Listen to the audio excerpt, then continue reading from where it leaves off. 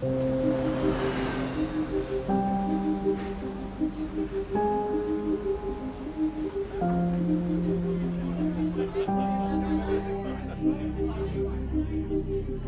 the next kind of length of a pint or so, I will talk to you, I guess, about AI and weaponry. This is Ahmed Al-Sabouli, and this is Abdallah. They are subsistence farmers, and they live in a village in Yemen's Al-Baida province.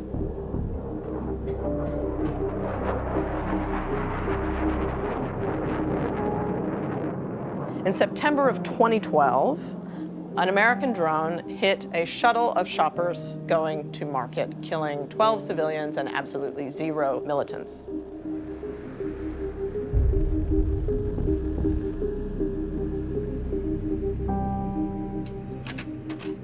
This is Faisal bin Ali Jabr. During the celebrations for the wedding of his eldest son, his brother-in-law, Salim, gave a sermon. His sermon denounced al-Qaeda, denounced militancy. He said it was spreading a cancer of violence across Yemeni society. And he said that everything that al-Qaeda in the Arabian Peninsula was doing was totally contrary to Islam. A couple of days later, a couple of young men unknown to the villagers come and ask to speak to Salim. Salim goes down with a local policeman, speaks to the men. An American drone kills them all.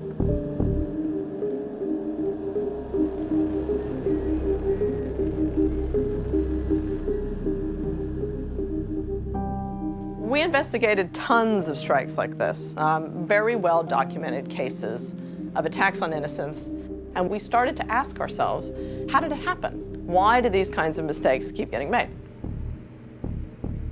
My name is Corey Kreider. I'm a human rights lawyer. Faisal bin Ali Jabr was my client. In 2013, I set out to understand how members of Faisal's family could be killed by mistake by the United States. But what I found goes far beyond drone strikes in Yemen.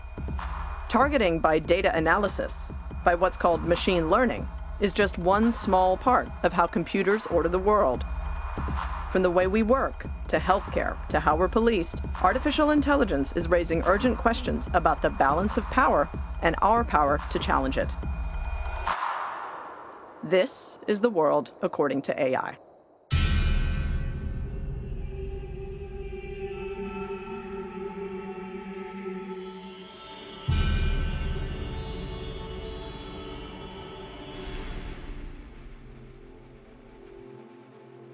There's a lot of debate and a lot of hype about AI these days, but we're not talking about just self-aware computers, are we? It's not just being used, is it, to kind of win at chess or win at Go or translate a document, is it? It's being used to kind of predict things about all of us.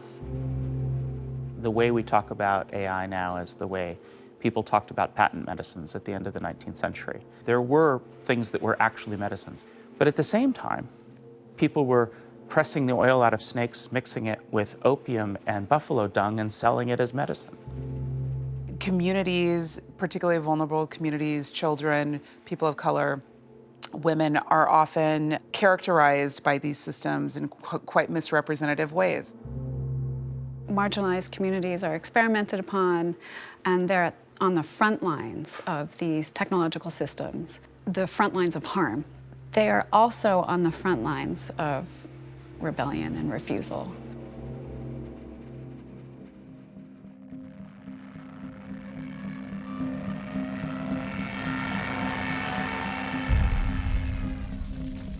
In 1941, the world was at war.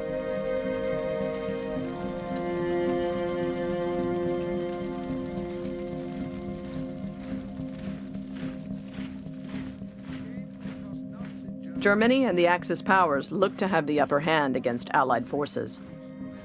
One of the advantages that gave the Nazis a crucial edge was secret communications. The Germans used an encryption device called the Enigma machine to encode their messages. Cracking Enigma was difficult and time-consuming, but if encrypted messages could be decoded quickly, it could lead to a decisive shift in the war. The Allies desperately needed a faster decryption machine.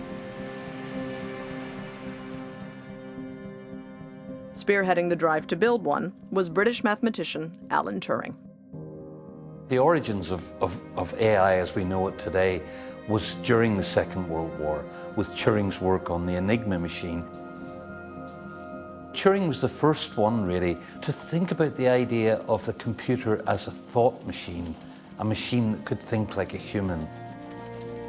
Turing built a device using new electromechanical technology that increased the rate at which intercepted messages could be decoded. It was a huge breakthrough, accelerating the Allied victory, bringing forward the end of the Second World War, and marking the beginning of machine intelligence.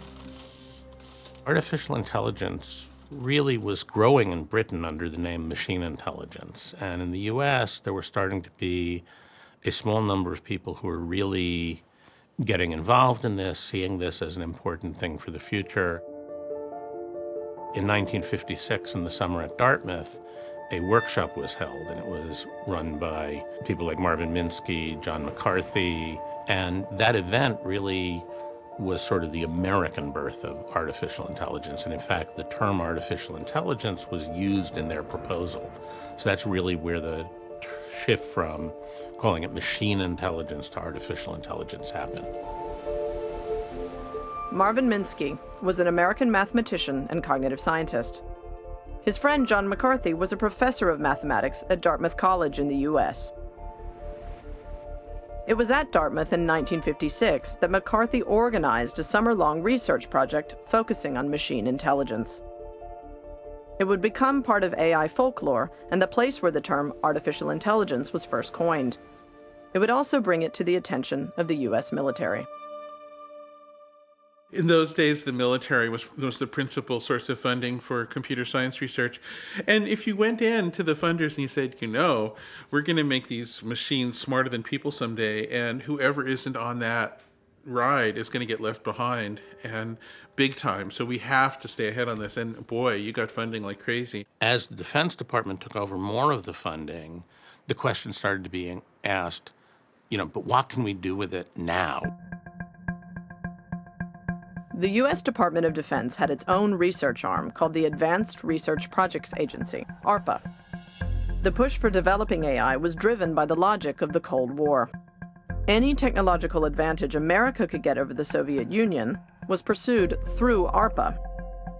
The new field of artificial intelligence was flush with money and confidence about what it could achieve. But there were competing ideas about how AI would lead the way to this brave new world. From the very first day, there were two big approaches. One of them was, we're going to figure out the rules, and we're going to teach the rules to the machine, right? We're going to say, this is how you do this. First do this, first do that, first do that. So the first one is the so-called expert systems, where you just codify all the rules you can and say, go for it. The second one was, we're going to show it things. We're going to feed it data, and it's going to learn from the data. You feed it the data and expect it to build what people call a neural network, which is that it looks at the data and the results and says, this goes together, and then does it again and does it again until it builds almost like a brain-like structure. What happened was a book was published, actually, by Marvin Minsky and one of his colleagues, that basically showed that these neural networks could not really learn certain things. What's typically happened in AI is something comes along that makes us start to doubt a piece of technology. And that causes it to sort of go underground for a while the other stuff gets more attention. Development of neural networks slipped into the shadows of AI research as expert systems took center stage and all the money. But by the early 1970s, the great advances promised by artificial intelligence had failed to materialize. A clumsy robot, aptly named Shaky, and rudimentary processing machines fell way short of what the early AI visionaries had sold to their backers. For the US military, AI had lost both its appeal and its purpose. It caused what you call the AI winter, which stopped AI funding for quite a while. The so-called AI winter would freeze state-sponsored development of artificial intelligence for over 2 decades.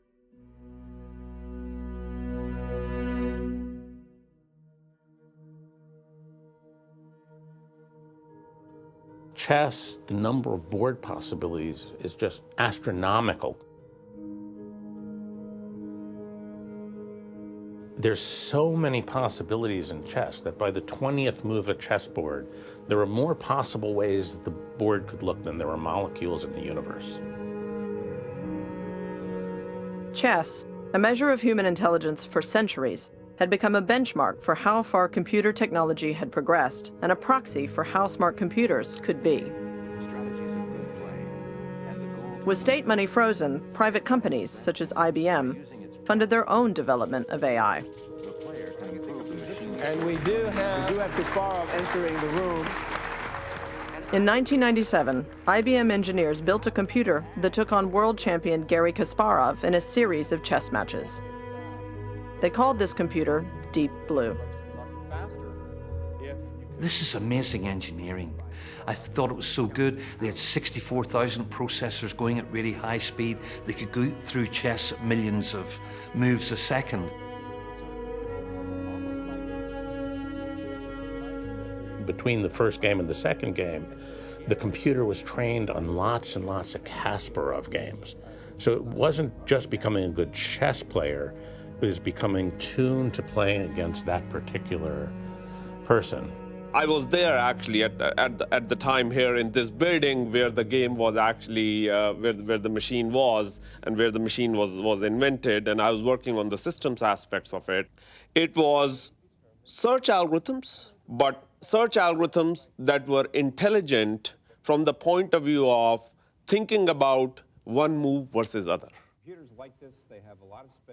Over a series of 3 chess matches, Deep Blue beat Garry Kasparov. It outmaneuvered, outthought, and outplayed the greatest chess grandmaster of his day. Artificial intelligence had burst out of its winter and now looked set to blaze a revolutionary trail. Garry Kasparov has resigned the position. That was a really key moment, wasn't it, when IBM's Deep Blue beat Garry Kasparov? To me, that it still gives me goosebumps with respect to what we broke through at that point in time. It was the pinnacle of intelligence for anybody to be able to play chess at the level that a grandmaster will play. And beating the grandmaster itself is I think its importance cannot be overstated. But the capabilities that went into it brought together algorithms, infrastructure, which is hardware, and data. Sort of 3 of these aspects came together at that point, and I would say it was the precursor to our latest wave of AI. IBM had built Deep Blue using the established expert systems model of AI. The chess victory over Kasparov was its greatest achievement to date. But to beat a person at a game involving set patterns and strategy was one thing. Beating humans at a game of general knowledge was another. The next big landmark in the public imagination was IBM's Watson. That was a machine that could play Jeopardy. Jeopardy's a game in the United States where you give the answer to a question, and then people have to try and work out what the question is. It became clear you couldn't win a game like Jeopardy by just building an expert thing in each category. There's just too much. So they started moving to a different direction, and they brought together a bunch of people eventually from all parts of the company. By 2011, IBM engineers were working with new tools. One key challenge was understanding human language. Using advancements in the new field of natural language processing, they built layer upon layer of algorithms, mathematical structures that allowed the machine to learn human language through a mass input of data. Language and communication is the essence of us as being human beings. It's one of the hardest tasks and hardest barriers for AI to have crossed after we did well on games. This U.S. president negotiated the Treaty of Portsmouth, ending the Russo-Japanese War. Watson. Who is Theodore Roosevelt? Good for $800. What IBM did was they played the best players in the world. They made a TV game of the players who had done the best, the 2 very top players, and beat them. live on TV. IBM's Watson computer, like Deep Blue, had triumphed in the battle between human and machine. But unlike Deep Blue, Watson was not strictly an expert system. Its novelty was machine learning, a branch of artificial intelligence that had been driven underground decades earlier. The machine learning side, it almost died out. But from 90s on, when you started having the internet and all these digital devices and mountains of data, and you started feeding this huge amount of data to these machine learning systems, they were uncannily effective. Far from being abandoned, machine learning had continued developing away from the mainstream of artificial intelligence. Alongside technological advancements, personal computers, laptops, mobile phones, high-speed microchips. And then came the World Wide Web, search engines, tech giants, social media, smartphones. Machine learning now had the two ingredients it had always needed: massive computer processing power and data. Masses and masses of data. Machine learning was now set to take off.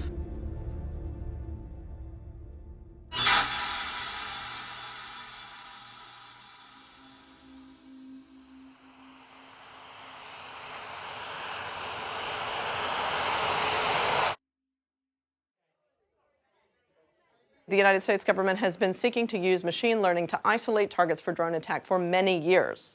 Because I'm afraid we Americans have a bit of a tin ear for irony. It calls its program Skynet, in which it is going to seek to try and find targets for attack.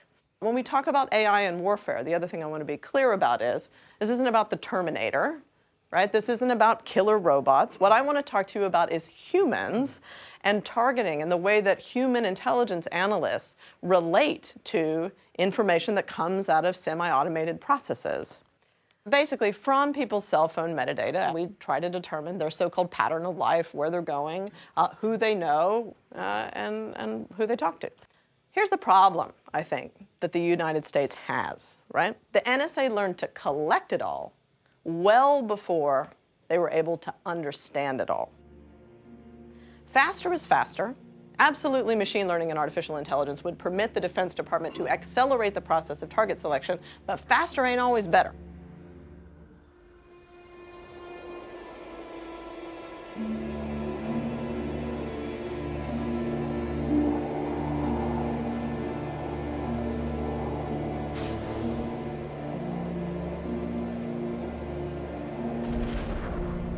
I want to make sure that people understand actually drones have not caused a huge number of civilian casualties.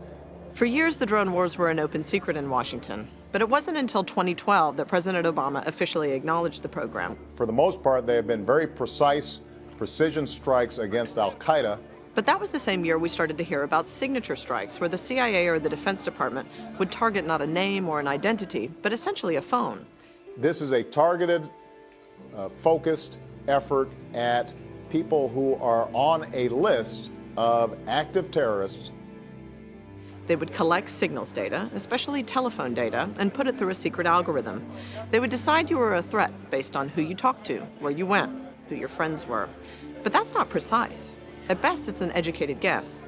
So I started to wonder, what if Faisal's brother-in-law and his nephew were killed because of an algorithm? My name's Ed Snowden. I'm 29 years old. I work for Booz Allen Hamilton as an infrastructure analyst for NSA. In 2013, Edward Snowden blew the whistle on the U.S. National Security Agency's mass surveillance program. He revealed that foreign intelligence gathering tactics were now being deployed at home, casting a nationwide net to catch a few bad fish. So while they may be intending to target someone associated with a foreign government or someone that they suspect of terrorism, they're collecting your communications to do so. A year later, Michael Hayden, the former director of the CIA and NSA, stopped short of disclosing the Skynet program's existence, but admitted that targets were being identified for so-called signature strikes using metadata collected from everyday communications. We kill people based on metadata. The signature strike would be selecting someone who looks like other people that you think are the people you're looking for. You know, one critique of this is demography is destiny in some sense. So we can't know, because of the nature of the beast, right, exactly whether Skynet was ever used. But it seems likely to me that given what we've said about signature strikes, that some kind of algorithmic targeting process is being used to isolate targets in places like Yemen and Pakistan, using partly signals intelligence. To be clear, we have no evidence that that model was ever used in practice. I would be shocked if it isn't being used. Machine learning is pretty good at finding elements from a huge pool of non-elements. When President Obama took over the so-called war on terror, he favored drones because they meant fewer boots on the ground. And as the drone wars expanded, the method of selecting targets changed. Metadata was now a key source of intelligence, but there was far too much of it for human analysts to process. So machine learning would be used to identify targets and sift the good guys from the bad. At least, that was the idea. Machine learning is good at this problem called binary classification. So is someone part of a terrorist network or are they not part of a terrorist network?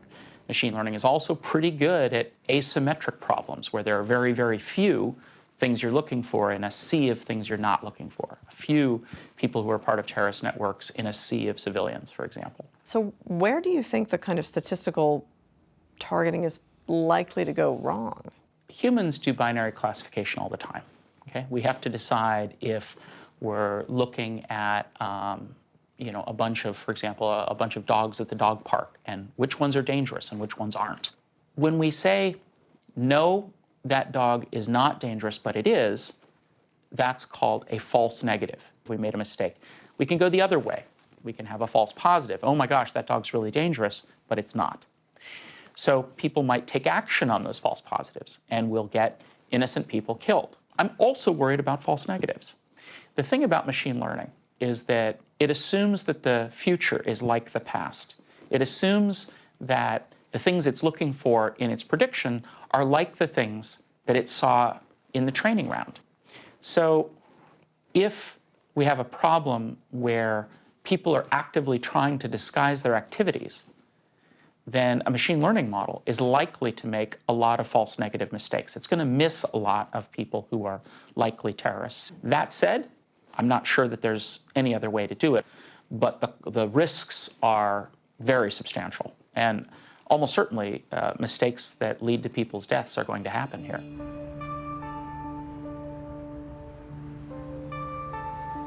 We always knew the strike on Faisal's family was a mistake. We met congressmen, we talked to senators, we even spoke to people in the White House National Security Council. But while everyone expressed regret for Faisal's loss, no one could explain why it happened or how it happened.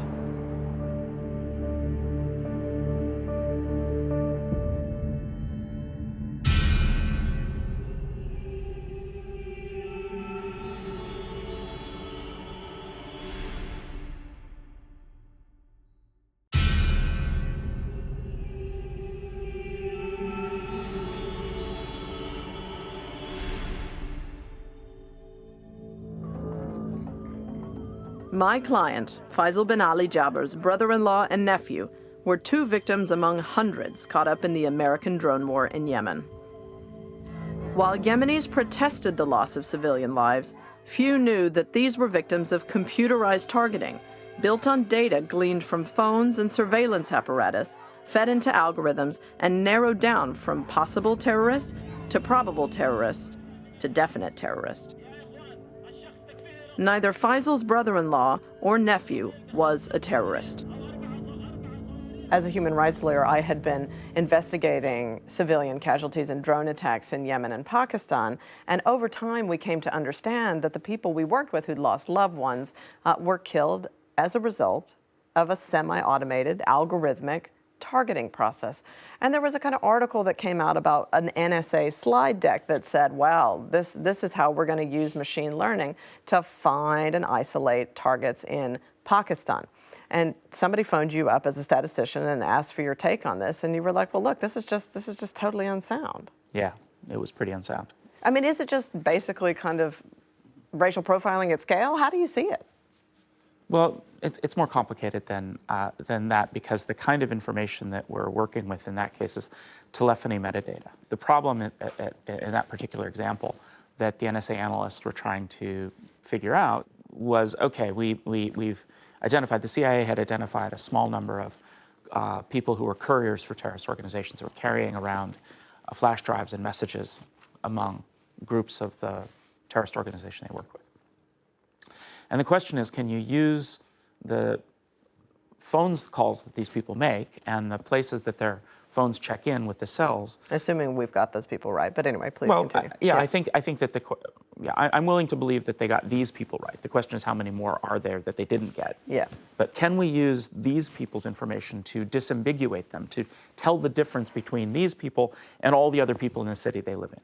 Can you tell how different they are, so that you can just use the telephony metadata to predict which of the people who we know are terrorist couriers actually are terrorist couriers, and how few other people can you include in that list? Okay, so how few false positives can you get in that classification?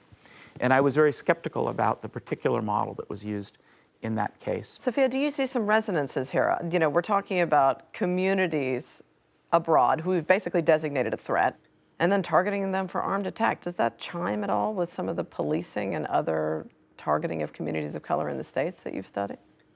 You know, I resist the temptation to kind of essentialize these as the same in every part of the world, in every context. We do know, though, that technologies that predate these kinds of automated technologies about classifying and figuring out who might be a threat disproportionately are targeting people who might have politics that are, say, more to the left, people who are more interested in civil rights, people who are advocates of human rights, labor organizers, for example. So I think the question is, again, always underneath these projects are the values and the politics of who's being assessed, who's being classified, for what purposes.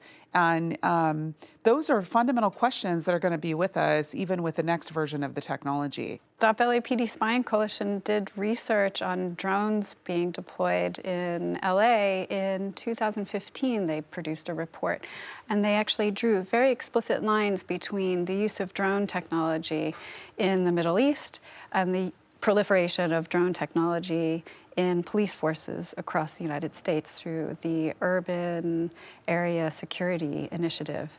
And they have been making these connections, right? The militarization of the police, the increase in third-party private services that are bought by public institutions. So how do you see it? The defense community affecting the development of these technologies, is that the kind of original sin of the thing? I think that particularly in academic contexts, the big chunks of funding have been for decades and continue to be from defense. I don't think that most of the funding that comes out of the defense establishment that's for pure research looks like it's going to be used to kill people.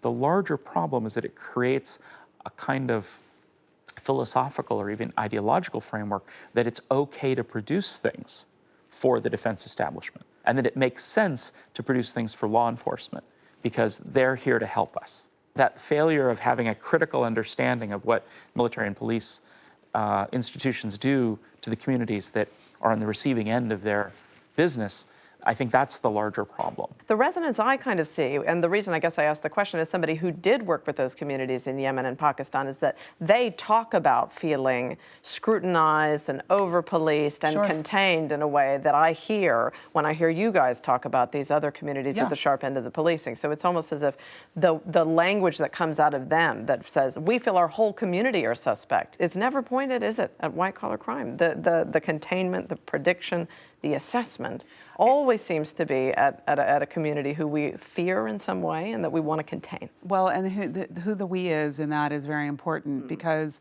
we also don't profile and track, for example, white supremacists, Nazis, neo-Nazis in the same way. We don't talk about them as domestic terrorists, for example, in the US or in other countries.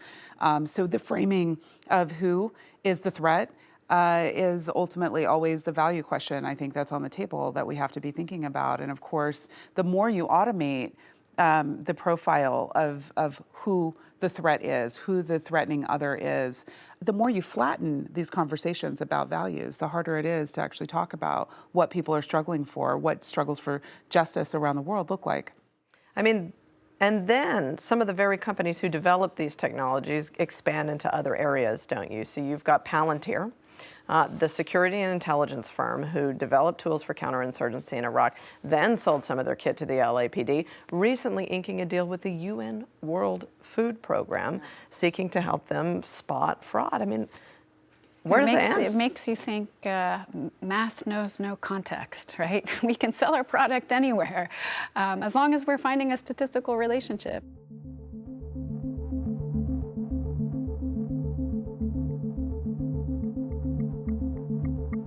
People can take 500 pictures to get that perfect shot, which is something when I was 20 could not have done, because it would have been on film and listen, you got what you got.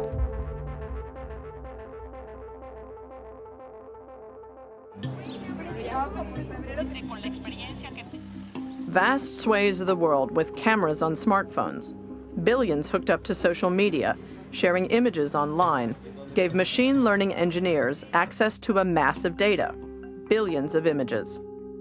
These images could now be used to train algorithms to teach themselves to detect particular features, recognize particular forms. This new breakthrough was called deep learning. Very soon, AI would use deep learning to teach itself to recognize the form of a cat just by looking at millions of cat images on the internet. From there, it made the leap to recognizing people. Artificial intelligence now claimed the ability to pick out a specific face in a busy crowd, to find the needle in the haystack. So what you have in front of you is a very typical surveillance scene. So it's a camera looking at a public street, and people will clearly walk past the camera. Facial recognition's got to work out that it's seen a person, and then it's got to work out what that person's face is, and it's got to take a biometric hash of that face. In essence, something that it can compare against the watch list. If there is a match, then that will alert and you'll see that come up on the screen. So that person is known to the system, has been identified. Clearly, you can set your system up to alert the right people when that happens. Right, so if you wanted to kind of test it out on my face, for example, how would we make that happen? So very simply, we would have a surveillance photograph, or it could be something taken from social media or just from the internet. That will be loaded into the watch list, as you can see here, such that if you walk past a camera that is linked to that watch list, then you should be detected, note that you have been seen, and then send an alert to the appropriate place. Should we give it a try? Let's do that. All right.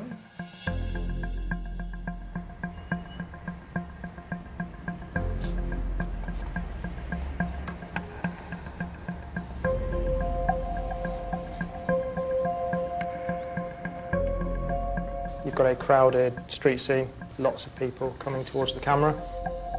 Each time the camera detects that it's seen a person, then it will biometrically hash that person and see if they're on the watch list.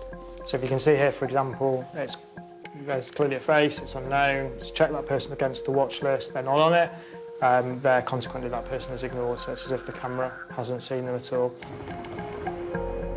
The facial recognition engine is working hard right now, checking all of these people, and then clearly you're coming now towards the screen, and just a partial view of your face, and it immediately catches who you are. It will continue to identify you. The level of confidence will change depending on your angle to the camera, but at the minute it's got you in one single frame, and clearly you're on the list.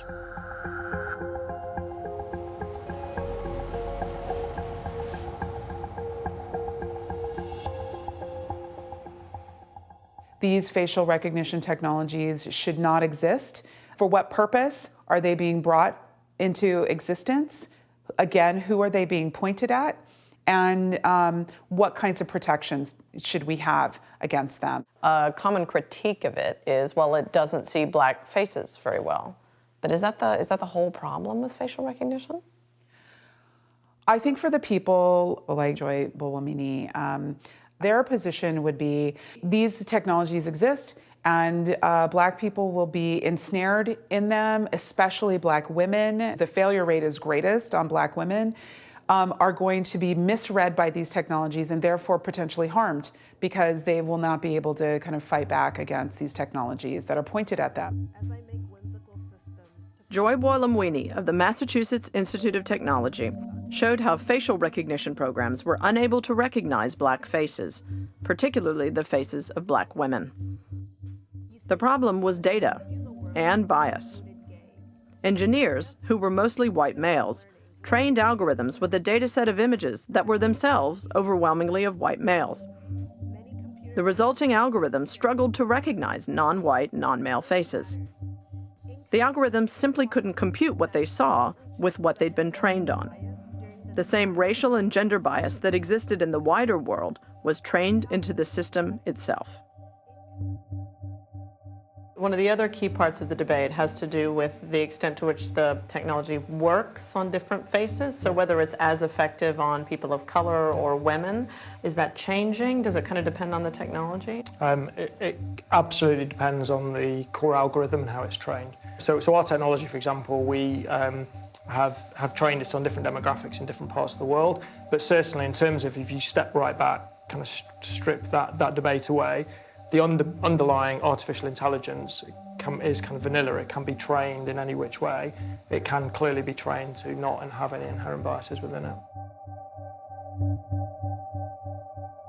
One of the sharpest growth areas of artificial intelligence that is being acquired by government authorities all over the world at the moment is, of course, facial recognition, right? Have you got some concerns about this technology? Do you think it's a good idea to be able to pick faces out of crowds, or could it end badly? The question is how much more is gained, I think, by using facial recognition in terms of who's it deployed toward and in service of what. You know, one of the things we find is that often facial recognition technologies are argued for around law enforcement or terrorism. Do we have the data yet that says this is radically impacting reducing terrorism? Is it working as a deterrent, an effective deterrent for people to engage in crime? The assumption underneath is very strong, which is that we know who we're looking for. And I think that's a very difficult to prove assumption from the point of view of law enforcement. There's a lot of other mechanisms like this where massive data gathering helps law enforcement only in the aftermath, not so much in the prevention.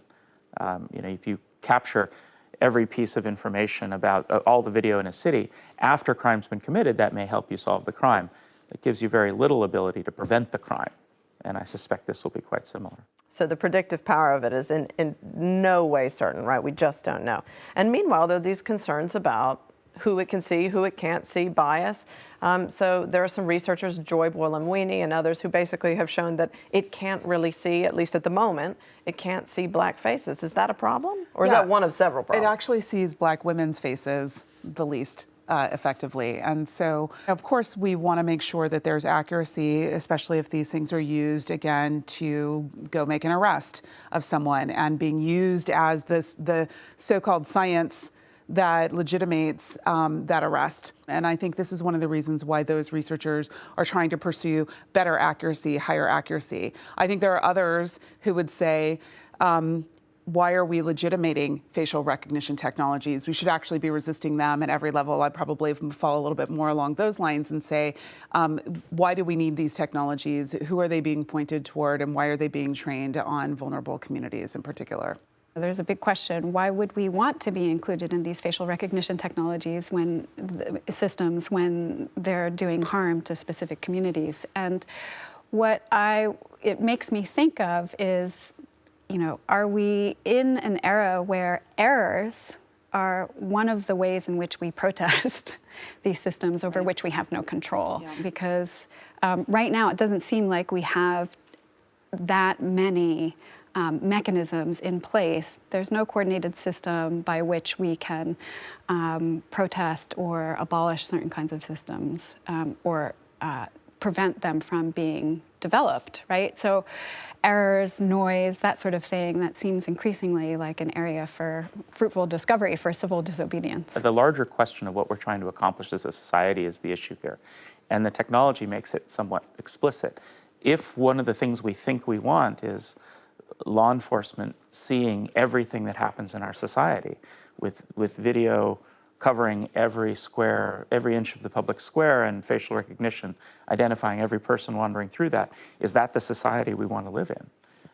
It's not the society I want to live in. I think that's a terrible world. And there's something intimate about the face in particular, isn't there? I feel like we're only just starting to clock the ways that the data is gathered about all of us, but I feel that people instinctively understand and have a lot of unease about their face being collected. Absolutely. Thinking about Detroit, earlier this year, the city announced that it would be upping the number of surveillance cameras that it's putting into the downtown area, so that number will reach 500 after a 5-year mark.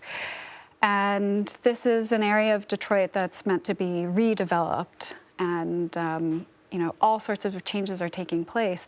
And there are a number of community members that are really upset about this because they feel these cameras won't be only used for so-called security purposes. They'll be used for other kind of this mission creep idea that it will start to affect how people socialize with one another. And it's not just the public square, is it, right? We see big kind of box stores, Walmart and others starting to test these facial recognition software. They say, oh, well, we looked at it for shoplifters, but we're not going to use that. We just want to improve the customer experience. How comforted are you by that? I'm not. I mean, I think that, again, even if it's not law enforcement that's using these technologies, but, you know, what does it mean that we're trading off our privacy, we're trading off a certain quality of life that we have come to rely upon to be ensnared in these systems so that these interoperable systems between companies can track my moves. And of course, they do this with our engagements on the internet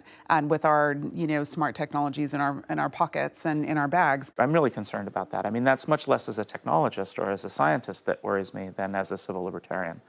And in particular, I think about the restriction on our freedom to associate. If I associate with someone in the public square, do I then take on some of that person's implicit guilt? The point of these systems is to be modeling the level to which any of us should be subjected to additional law enforcement attention. That's explicitly the point. These techniques, these tools are to highlight who law enforcement needs to pay attention to. There are plenty of people who will be watching this program who will say, well, we want to catch criminals and this does make me feel safer. But I think these technologies also get deployed in other ways, like using facial recognition software when you're in a job interview and answering questions and profiling your face and your emotions and deciding whether or not you are reliable or trustworthy, and having a machine, in fact, make a prediction about whether you'll be a great employee based on the kinds of facial gestures that you make. I mean, these kinds of things are being deployed right now. They're being tested in industry. And that says a lot. I mean, what the kind of statistical model of great employee facial gestures looks like, I think is incredibly subjective. It's cultural. It's not universal. It cannot be standardized. And yet we will see these things increasingly rolling out.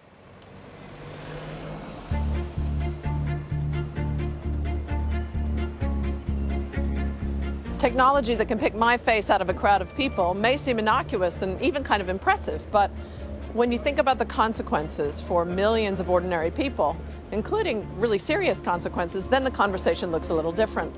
Romford here in East London is one of the places where Metropolitan Police have been testing their live facial recognition technology, and the way that it works is pretty similar. A camera on this van here checks everybody who walks by against a database of known suspects. If the camera and the software find a match, then a person is stopped and searched and potentially arrested.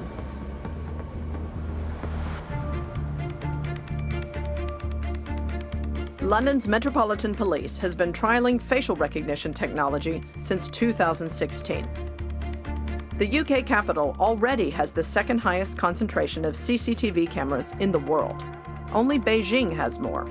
It's why there's a reluctance among civil liberty groups like Liberty and Big Brother Watch to accept another layer of surveillance. We asked for statistics for every time it's been used, and we found that 98% of their matches have inaccurately identified innocent members of the public as potentially wanted criminals. 98%? Yes. A lot of this inaccuracy is down to bad data. Poor quality images loaded into the algorithms, images often taken from low-grade CCTV footage. The technology is far from proven, and its use mired in controversy. That's why even a city like San Francisco, the home of tech, has banned facial recognition from being used by civic authorities, including the police. But in London, right now, there is no ban. This isn't just catching images of people, it's an identity check.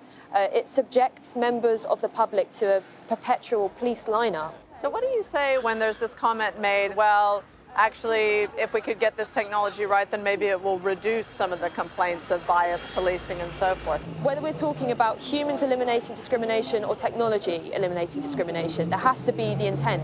And what we can see already with this experimental technology being used, it's never been tested for potential racial biases.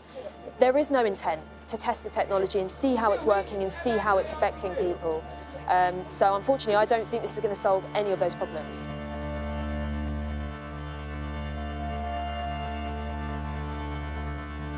Over the next few hours, we would see a number of arrests, but none, we were told, because of matches through facial recognition technology.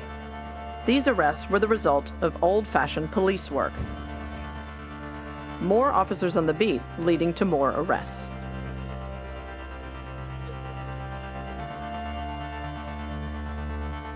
Just as the trial in Romford was about to end for the day, plain-clothed officers moved in to apprehend a man from a nearby fast food restaurant. His image had been flagged by the facial recognition technology.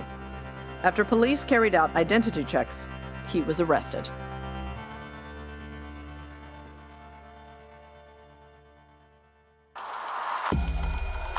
Artificial intelligence has come a long way since its early days of unfulfilled promise and shaky robots.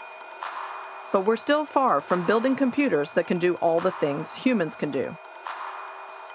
And we're finding that machine learning can reflect some of our biases right back at us. In the next episode of The World According to AI, we'll explore the choice we all face. Will artificial intelligence be used to improve the lives of everyone, or to keep power and privilege where they already are?